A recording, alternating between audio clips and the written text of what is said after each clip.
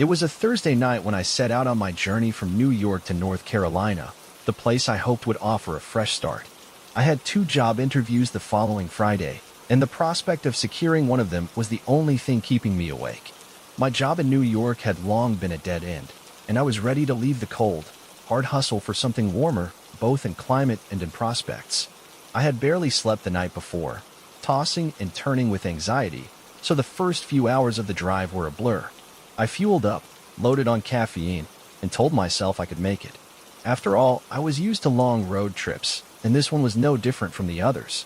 With about 8 hours ahead of me, I resigned myself to the monotony of the highway, keeping the car on cruise control as I watched the night stretch out into infinity. But as the hours wore on, the fatigue set in, gnawing at me like an unwelcome companion. The coffee wasn't helping anymore. My eyes felt heavy, and the low hum of the engine began to feel more like a lullaby than a wake-up call. I rolled down the window, hoping the cold air would shock me into alertness, but it only made my eyelids droop faster. The desolate highway seemed endless, punctuated only by the occasional car passing by. I glanced at my clock. It was nearing 2 a.m., and I had only a couple of hours left. That's when I saw him, a man, standing at the side of the road. He was dressed in a suit, his posture stiff and unmoving, just standing there. As I passed by, my headlights illuminating him for only a split second, I noticed something that made my heart skip a beat. His head was turning to follow the car. I could feel the hairs on the back of my neck rise. Who would be standing in the middle of the highway at this hour, in a suit, no less? I whispered aloud, my voice thick with disbelief. What the hell? My mind immediately spun wild theories. Maybe he was waiting for a ride, or maybe he had car trouble. Maybe something more sinister was at play, but my exhaustion made me dismiss the thought. I shook my head, trying to shake the odd feeling crawling over me, but I couldn't. Another 10 minutes passed, and just as I thought the strange encounter was behind me, I saw another man, dressed the same way. He was standing, just like the first one, but this time, I couldn't let it go. I slowed down, thinking I might stop and offer help, but then I glanced in my rearview mirror, only to see the figure disappear in an instant. I hit the gas, a chill settling in the pit of my stomach. What the hell was going on? I needed coffee, desperately. I pulled off at the next rest stop, hoping the caffeine would snap me out of my delirium. The place was practically deserted, just a lone gas station and a few dim lights. As I stepped out of the car, I couldn't help but feel like someone was watching me. I turned quickly, heart pounding in my chest, and there he was again, the man in the suit. He was standing by a lamppost, his face unreadable in the dim glow. It was him, without a doubt. I froze, and for a brief moment, I wondered if I had somehow missed him earlier. Had I passed by this exact spot before? My tired mind couldn't piece it together, but the man's presence unsettled me. I didn't stick around. I climbed back into my car and sped off, my mind racing. What were the chances of seeing him again? Maybe I had just imagined it. I found a parking lot to pull into, hoping to get some rest, but my mind wouldn't quiet. The darkness around me felt suffocating. I leaned the seat back and closed my eyes, trying to push the image of the man out of my mind. My body was screaming for sleep, but something was stopping me from fully drifting off. Then I saw it. In my rearview mirror, the figure was back. It wasn't a trick of the light this time. I saw him clearly, the man in the suit, standing behind me, inside my car. My heart nearly stopped. My pulse pounded in my ears as I scrambled to get out of the car, but the seatbelt wouldn't release fast enough. I opened the door and fell out of the car, adrenaline flooding my system. I backed away, stumbling on shaky legs, not daring to look back. When I finally gathered the courage to check, the back seat was empty. I was losing my mind. Exhaustion had finally caught up with me, and the line between reality and nightmare was beginning to blur. After a few moments of shaky breaths, I convinced myself it had all been in my head. I got back into the car, trying to calm my frayed nerves, and continued the journey. I just needed to make it to the hotel. But as I arrived and stepped into the lobby, something strange happened. My interview was scheduled for 11 a.m., and I barely slept, but I had to push through. My first interview was a blur of nervous energy and disjointed thoughts. But when I walked into the room and saw my interviewer, I froze. He looked identical to the man I'd been seeing all night. My stomach twisted. I tried to shake it off, but my hands were shaking. The interview felt like a surreal dream, and I struggled to focus. My mind kept going back to the man on the side of the road, and the impossible feeling of being followed.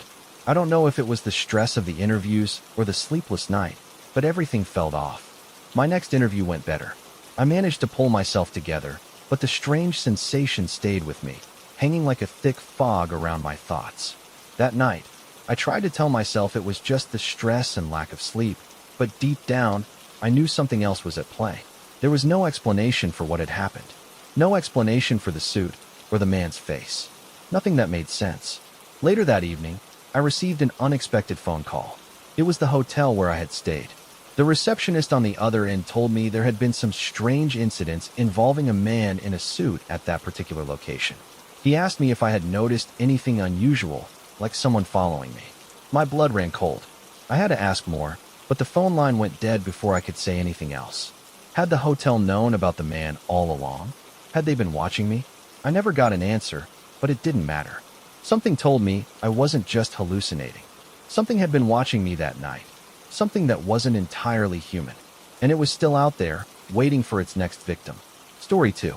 The road stretched out ahead of me like an endless black ribbon, winding through the forests and hills of Clearfield County, Pennsylvania. It was just past midnight, and I was making my way home after a long day. The drive was peaceful, too peaceful, in fact. I loved the quiet, the isolation, the emptiness of the road. But tonight, something felt off. I'd been listening to my usual podcast, a long-running true crime series that kept me company on these lonely stretches of highway. The sound of the host's voice was a comforting constant, but it couldn't shake the gnawing feeling creeping over me. Maybe it was just the lateness of the hour or the exhaustion from a long day at work, but my sense of unease wouldn't leave. Then came the warning. A soft, irritating ping echoed through the cabin of my car. My gas light was on. Of course, I had seen this coming. The fuel gauge had been hovering on empty for a while, but I was determined to make it home without stopping.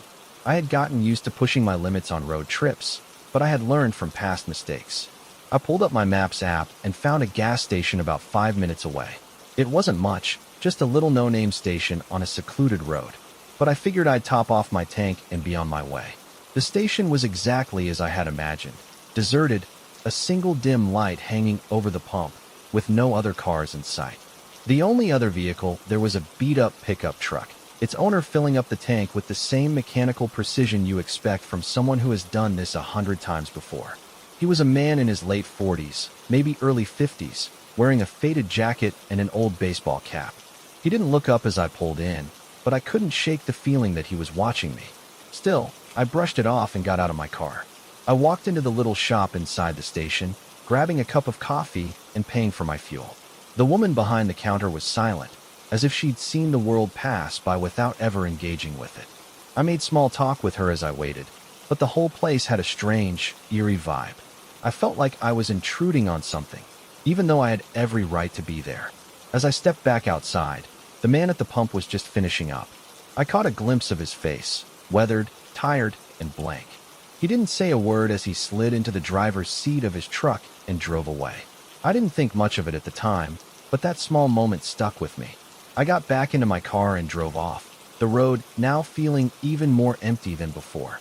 The tires hummed against the asphalt, and I tried to focus on the podcast again, but my mind kept wandering back to the man at the gas station. His face kept popping up in my thoughts, like some image I couldn't forget. And then it happened.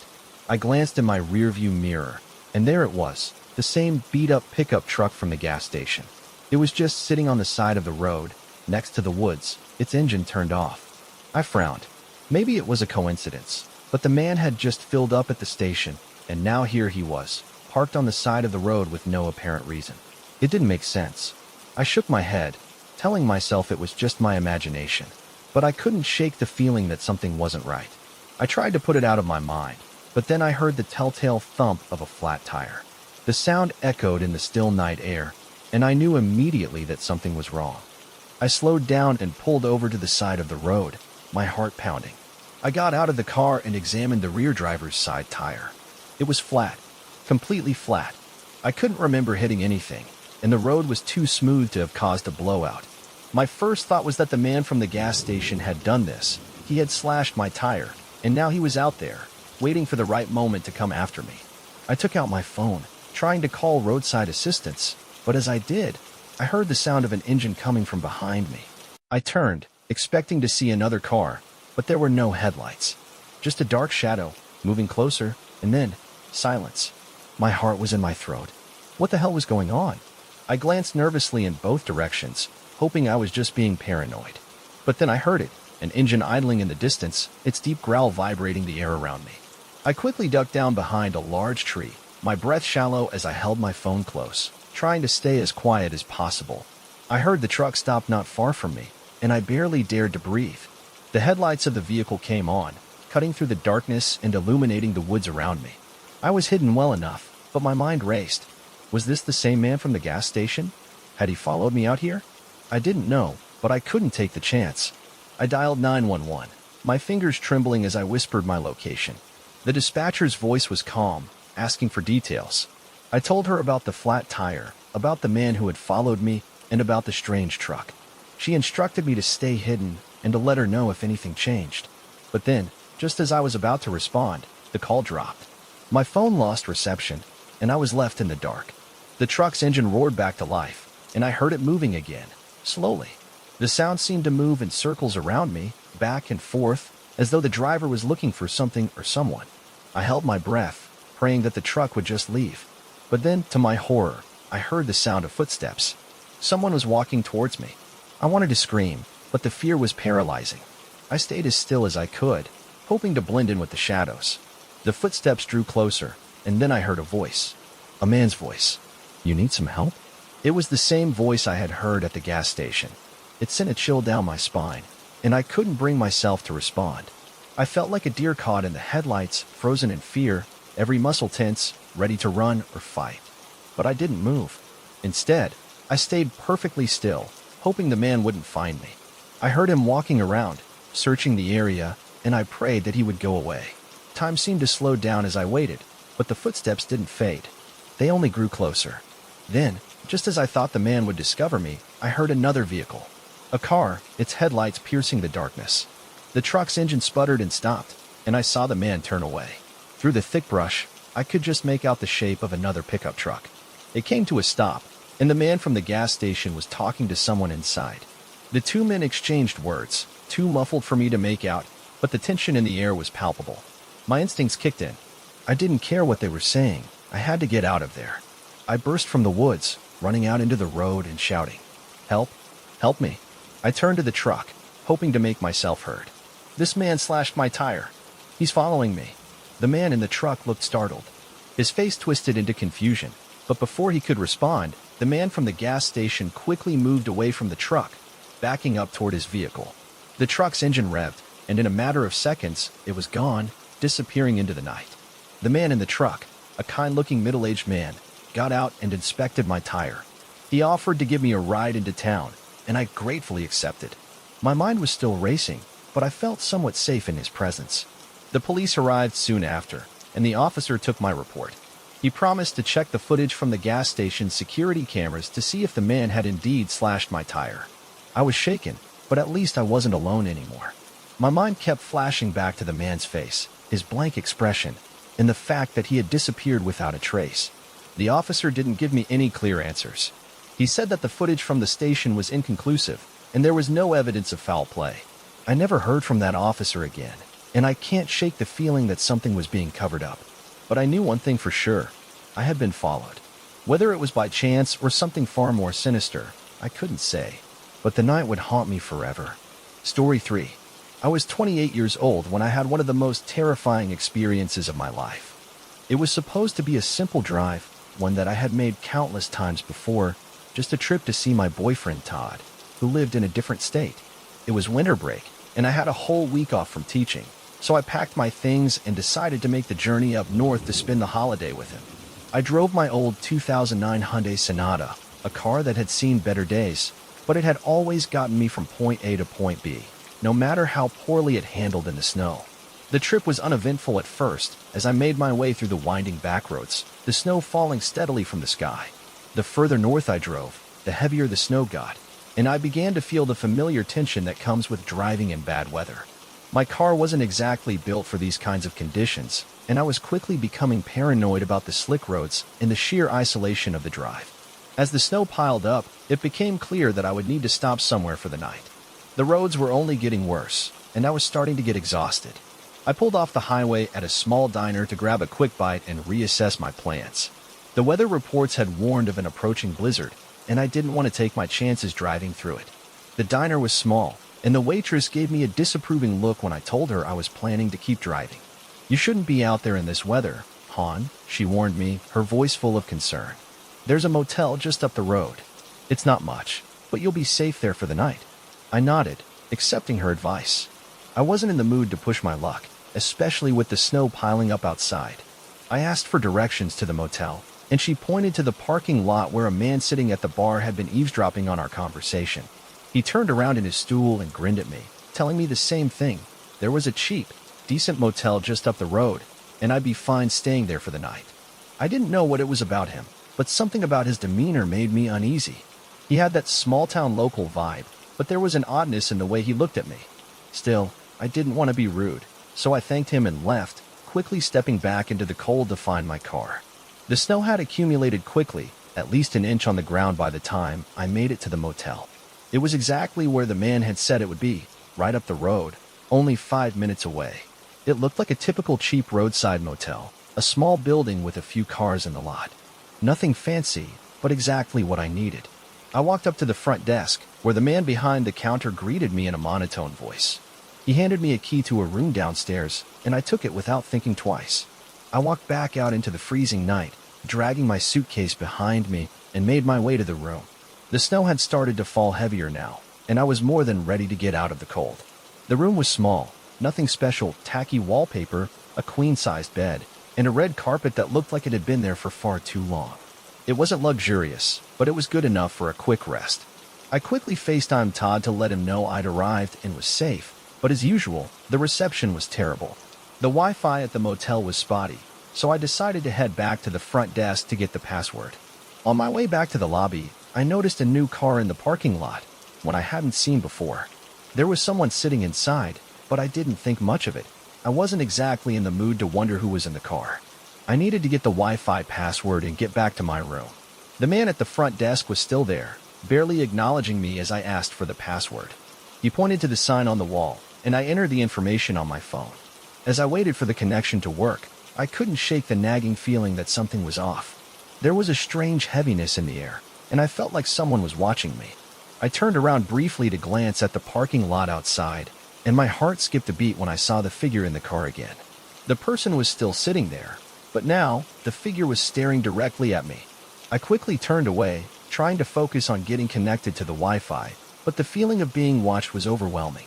I couldn't explain it, but I felt a chill run down my spine, like someone was silently observing every movement I made. I hurried back to my room, not wanting to linger any longer than necessary. Once I was back in the safety of my room, I locked the door and pulled the blankets tightly around me. Todd and I continued texting for a while, trying to make the most of our conversation, but something felt wrong. The atmosphere in the room was stifling, and I couldn't shake the sense of unease that had followed me from the lobby. Then I heard it, a sound from the bathroom. I paused, my fingers frozen on my phone. The bathroom door was shut, and I hadn't heard it open. My mind raced, trying to process what I had just heard. I texted Todd immediately, telling him that I thought I heard something in the bathroom. The dread in my stomach grew as I realized I had left the door to my room unlocked when I went to get the Wi-Fi password. What if someone had come in while I was gone? Todd told me to check the door and make sure it locked. I got up, my legs shaky, and went to the door, only to notice something I hadn't seen before: footprints. There were fresh footprints leading to my room, but they didn't belong to me. They were larger, heavier footprints, and they led from the parking lot, from the direction of the car I had seen earlier. My heart pounded in my chest. I quickly checked the bathroom door, but it was still shut. I couldn't remember if it had been shut before, and I was too scared to open it. Instead, I grabbed the key and rushed back to the front desk. I told the man behind the counter that I thought there was someone in my room, someone who had followed me from the diner. He didn't seem concerned, barely reacting. "Just stay here," he said flatly, as though it was a routine problem. I watched as he made a phone call, speaking in a language I didn't understand. A few minutes later, a large man arrived, someone who didn't speak English either. The man seemed to know the front desk worker, but there was no sense of urgency in their conversation. I stood there, feeling like I was in the middle of some bizarre and frightening situation, and when I dared to glance out the window, I saw it. The door to my room had opened, And there, walking away, was the man I had seen at the diner, the one who had suggested the motel to me. He was walking to his car, his eyes meeting mine for a split second before he drove away, disappearing into the snowstorm. I felt sick to my stomach as I realized what had just happened. The front desk worker acted like nothing was out of the ordinary, and I couldn't help but feel like I was being manipulated. I couldn't stay there any longer, so the man offered me another room, free of charge. I didn't feel safe, but I had no choice. I took the new key, and the two men helped me move my things. I didn't trust them. I couldn't shake the feeling that something terrible had happened, and I had narrowly escaped. The rest of the night was a blur of fear, and in the morning, I packed up and left. As I drove away, I couldn't stop thinking about the man who had been in the parking lot, about the strange footprints, and the way the motel staff had acted like nothing was wrong. Something had been off, something sinister was happening there, but I couldn't prove it. I called the diner on my way out of town to warn them about that man. The waitress didn't sound surprised when I told her about what had happened. She just sighed and said, "I'm not surprised. He's been coming around here for a while now." I didn't stay in another motel for a long time after that. The memory of that night, the footprints, the man in the parking lot, the strange indifference of the staff all haunted me. I don't know if I'll ever truly understand what happened, but I know one thing for sure. I'll never trust a stranger again. Not after that night.